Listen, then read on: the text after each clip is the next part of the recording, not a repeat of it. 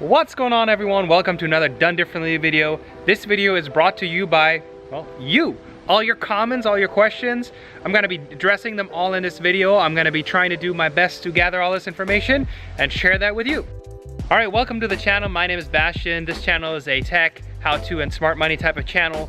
And lately I've been covering a lot of stuff about the Tesla Solar Roof process and the order. So that's what I'm gonna be talking about today. So if you guys are planning on getting a Tesla Solar Roof or a Tesla or anything like that, I have a code down below. You guys are welcome to use it, no obligation. Use your friends if you have a friend who has one. Let's get started. All right, so the first question I got from a lot of people is, how long till you had your initial designs? And I did address that in a couple of other videos. I'm gonna address it here again. So I placed my order, and within about, I would say about 4 or 5 days, I got my initial plans out.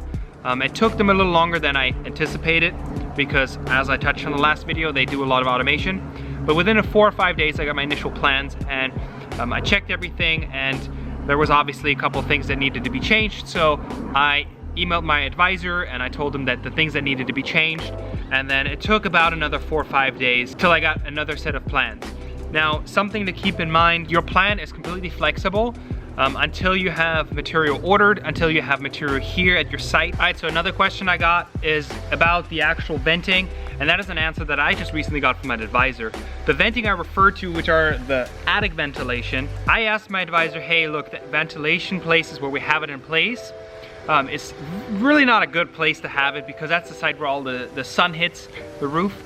And my question to him was, can we just move them to the other side? I mean, it's really just a hole in the roof where they put the venting. And he misunderstood that because I asked him about the venting, and he said, hey, any sort of venting needs to be done by a professional prior to, you know, your installation. And I think what he thought, and I clarified that with him, was any venting like you have on the roof, like the pipe. Usually there's like an out pipe so it can breathe, you know, so it doesn't get backed up. But the venting on the roof for the attic, so the attic doesn't get hot. Here's a really cool thing about it, that venting that I actually have on the roof, it doesn't even matter.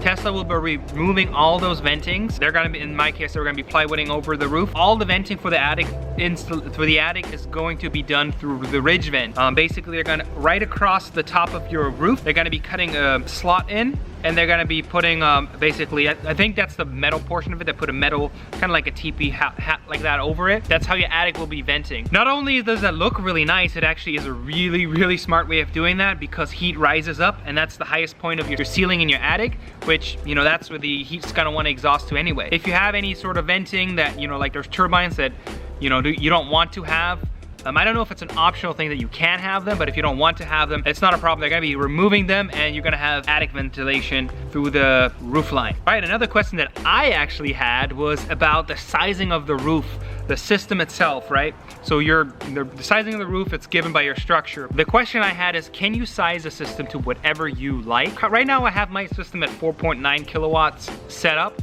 but that's based off my current usage, not charging my EV here, and not having electric appliance.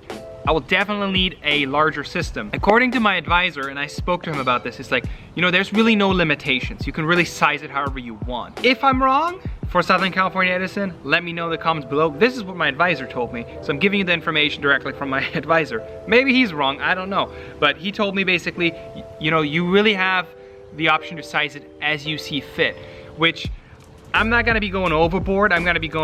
I want to go right in the sweet spot. I don't think it's feasible to replace the entire electricity off of the grid. It's just really expensive. If you have the money laying around, perhaps it's worth it, but I don't think it's necessarily worth it for the general public to be doing that. But the offsetting a lot of that is fantastic, and that's kind of where I'm looking at. Probably trying to get to around maybe 80% or 90% of offset, you know, with still having some reliability on the grid. All right, so in one of my videos, I talked about the tax credit, and I called it a tax rebate. Thank you for pointing that out. It is a tax credit. Just the gist of it, I'm not a finance guy, so consult your finance, your guy, or whoever you have who does your finances. Maybe you're a TurboTax person, I don't know. But the way it works is you pay taxes through your job, your whatever, however you make money, and you know, that's where you pay taxes. When you file for taxes, you're going to be able to claim a certain portion of this installation. Right now, it's been extended to the end of 2022 to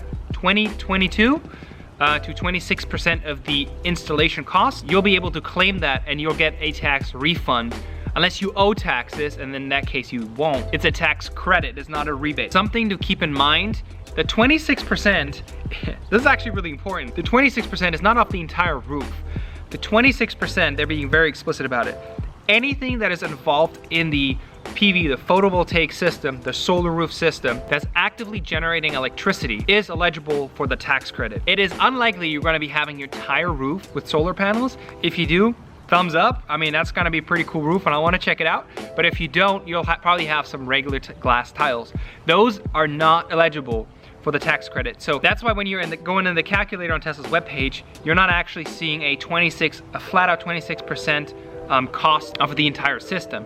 So active panels and any sort of electric upgrades that you need to do to your house to make sure you can accommodate that will be eligible for that. For my roof, I need to plywood it. That's not gonna be part of it, I know. That's just Tesla wanting to make sure they have a solid backing to it, they nail their roof tiles into. That's not gonna be part of the tax credit, so just be aware of that. Your 26% coming off of active solar, anything that is actively involved in the solar generation of your roof. All right, so here's a couple of things that I learned along the way. They're not questions, but I learned along the way. One's about the Tesla Powerwalls. One Powerwall is 120 volts, so it only can really supply your lights and all your regular appliances. 2 Powerwalls, which is the minimum to get up to 240. Those will be able to run your 240 volt system, such as like an air conditioner, an electric oven or something like that. An electric dryer, right? That runs at 240 as well. So that's why you need 2 to get the 240 volts. Anything past that is just give you a larger backup. Something learned along the way.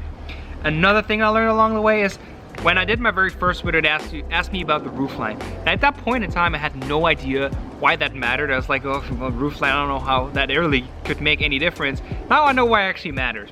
Because Tesla takes satellite images and they base everything off of the satellite images. If the satellite image is outdated, then, well, they need to know. You know, they're gonna either, I don't know, it would be cool. They could send a drone over or something like that, but then they'll need to have updated photos to make sure that they have your actual square footage of your roof and the size that you have available for solar installation. So one about the electric panel, something I learned along the way.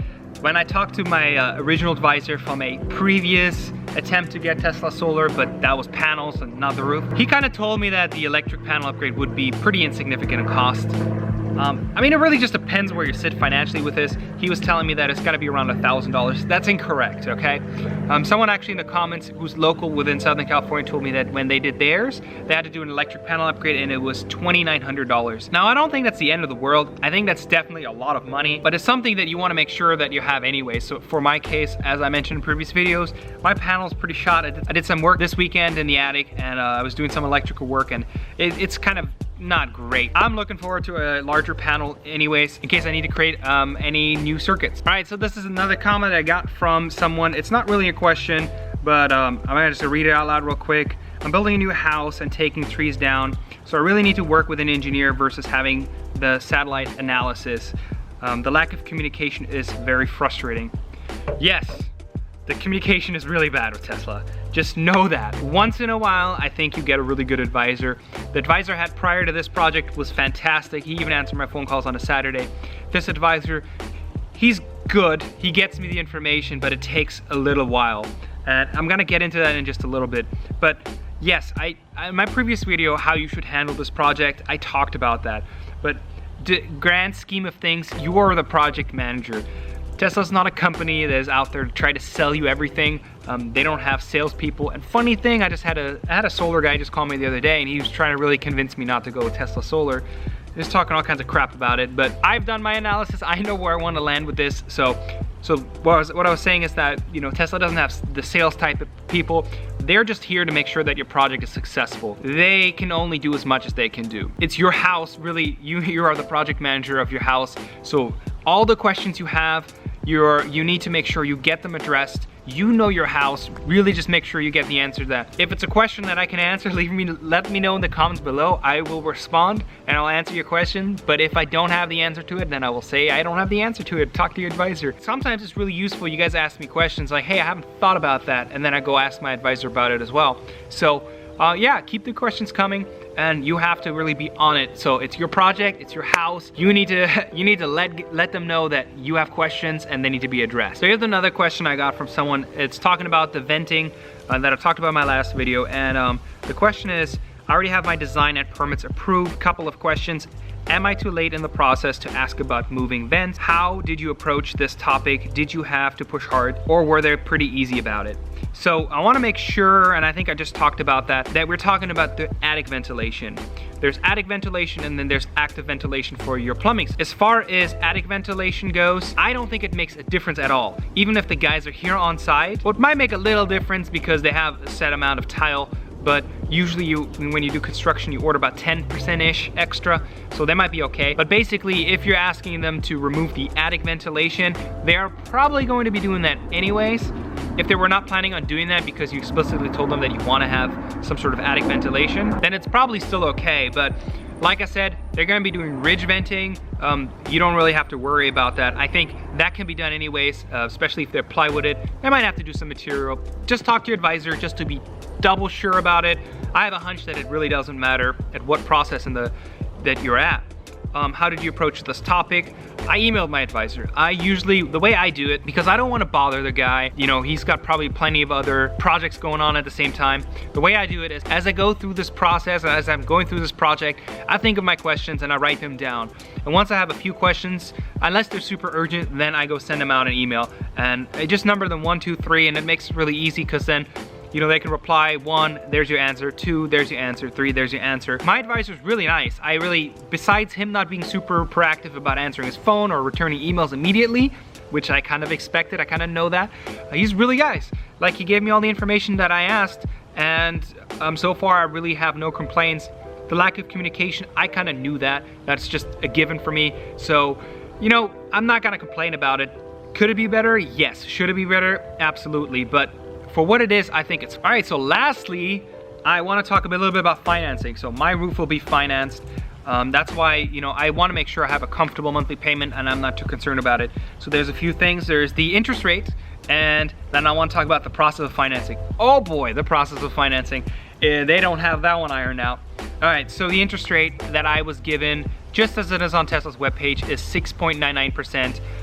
I have yet to find a lot better rate anywhere else. I called my local credit union. They don't really do that kind of thing. And there's a few other solar financing providers, I should say, have interest rates that are right around the same ballpark. So I'm not even sure if it's going to be feasible to look and shop around for a better rate. If you do know a better rate in Southern California that is below 7% on a 20-year term, because that's what it is, 240 payments, you can also do like a lower term, but what Tesla gives you is 240. If there's a better rate, I was told that they would match it. If there's no better rate, then well, you should go with them. So the other thing I was gonna talk about, the process of financing the project yourself. And this is the part where I'd say I was actually really disappointed in Tesla. I don't know what it is. Maybe their demand is just so high that they don't really care that much about it, but their financing goes through a finance company called Mosaic. I've never heard of them. I don't know if they're good. I don't know if they're bad, but it's backed by, you know, Tesla, so it's probably gonna be all right. You know, I know, as long as I know what my payment is, I can make the payment.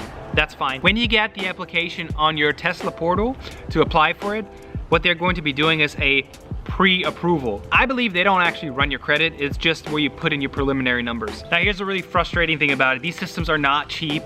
They're between, at least the lowest one is like $30,000, $40,000. And a lot of people left me comments and their systems are looking at like $100,000 or higher.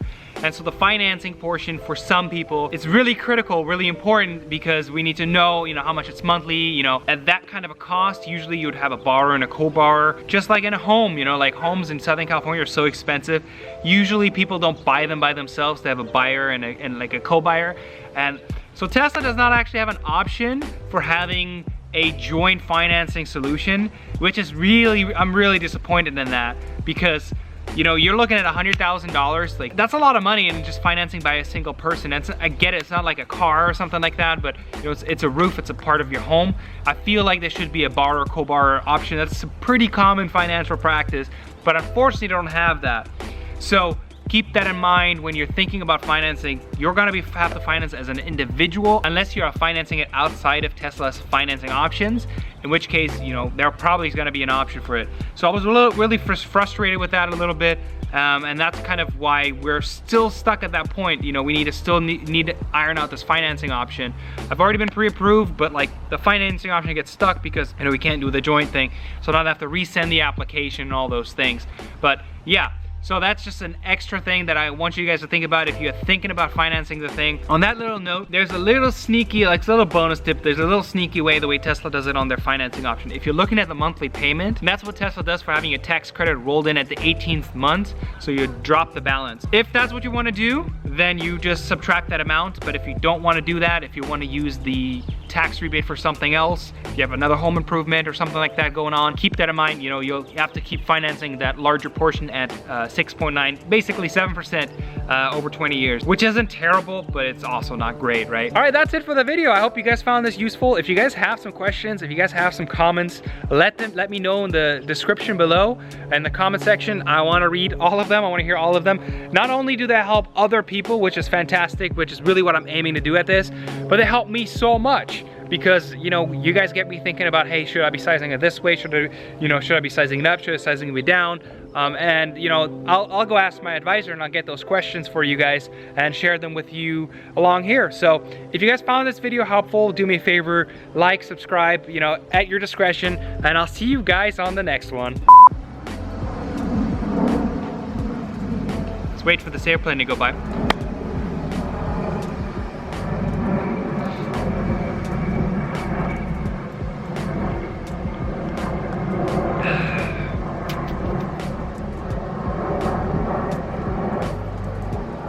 Loudest airplane. All right.